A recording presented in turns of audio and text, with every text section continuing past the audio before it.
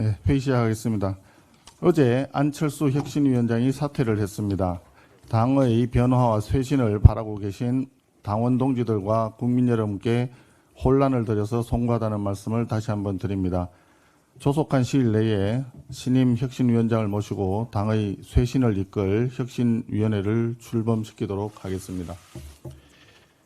더불어민주당이 검찰 조작 기소 대응 TF라 쓰고 이재명 셀프 사면 TF라고 읽히는 괴이한 TF를 출범시켰습니다.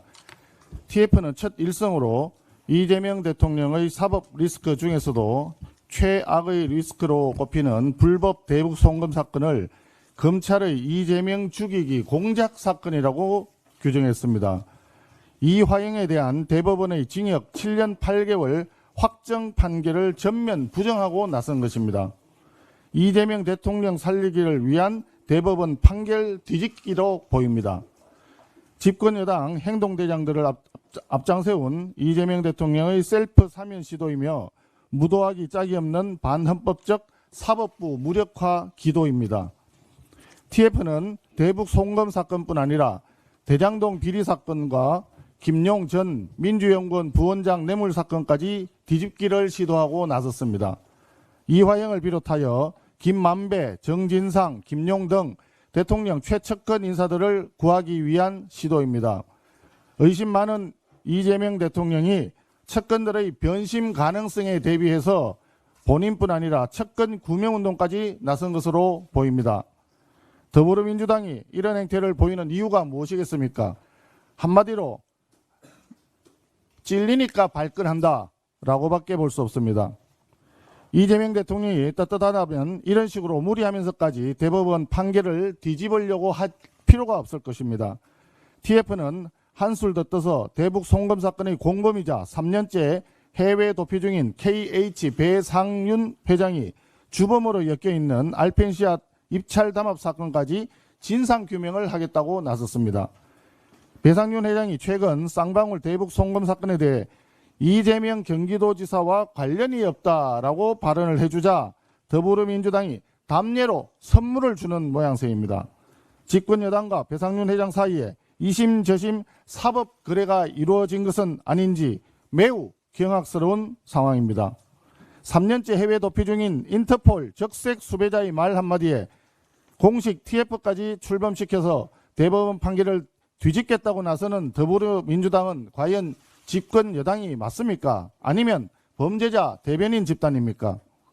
이재명 대통령이 연루된 불법 대북 송금 사건은 국민이 알고 국제사회가 다 아는 명백한 대북 제재 위반 사건입니다. 이재명 정권 한 달 시중에는 범죄자가 피해자 행세하며 떵떵거리고 전과가 훈장이 되는 세상이 열렸다는 자조 섞인 말이 돌고 있습니다. 국민의힘은 이재명 정권과 더불어민주당의 반헌법적 사법부 무력화 책동을 결코 좌시하지 않을 것입니다. 범죄자는 죄에 상응하는 벌을 받아야 합니다. 이재명 대통령이 낙제 총리 김민석 후보자를 임명 강행한 데 이어 각 부처 장관 후보자들 역시 하나같이 의혹투성이입니다. 본격적인 청문회가 시작되기도 전에 드러난 비리, 불법 의혹만으로도 국민의 분노는 이미 임계점을 넘겼습니다. 이해 충돌을 초래한 주식거래, 농지법 위반 의혹, 논문 재탕과 제자 논문 가로채기, 정예세 탈루, 겹치기 월급, 부동산 투기, 후보자들의 면면을 살펴보면 마치 이재명 정부가 구상한 내각은 범죄 종합 선물 세트가 아닌지 의심스러울 지경입니다. 특히 코로나 시기를 이용한 주식 투자, 자녀를 앞세운 부동산 갭 투자 의혹은 이 정부가 내세운 자본시장 활성화 공약이나 주담대 대출 제한 방침과 정면으로 충돌합니다. 이재명 정부의 인사기준이 국민 눈높이가 아니라 피의자 눈높이로 설정된 것 아닌지 묻지 않을 수가 없습니다. 후보자는 자료 제출 거부하고 해명은 모르쇠로 일관하고 인사청문회에서 얘기하겠다면서 청문회 하루만 뭉개고 버티면 된다는 식으로 나오고 있습니다.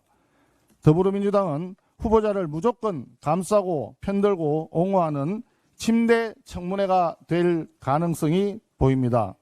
우리 국민의힘은 이재명 정부의 오만과 독주를 좌시하지 않겠습니다. 오늘 유상범 원내수석을 단장으로 하는 이재명 정부 인사 참사 국민검증단을 출범시켜서 국민의 눈높이에서 낱낱이 검증해 가겠습니다. 국회를 우습게 여기고 국민을 무시하는 정권에 맞서 국민과 함께 끝까지 싸우겠습니다. 관세 관련해서 한 말씀 더 드리겠습니다. 미국의 트럼프 대통령이 8월 1일부터 모든 한국산 제품에 25%의 상호 관세를 부과하겠다고 통보했습니다. 새 정부 출범 후 한 달이라는 시간이 지났는데 매우 안타깝습니다. 정부는 남은 20여일 동안 25% 관세를 뒤집기 위한 총력전을 펼쳐야 합니다. 특사단 파견이 중요한 것이 아니라 신속한 한미 정상회담을 개최하는 것이 중요합니다. 대통령이 직접 트럼프 대통령을 만나서 신뢰를 구축하고 관세 협상을 주도하기를 다시 한번 촉구합니다. 이상입니다.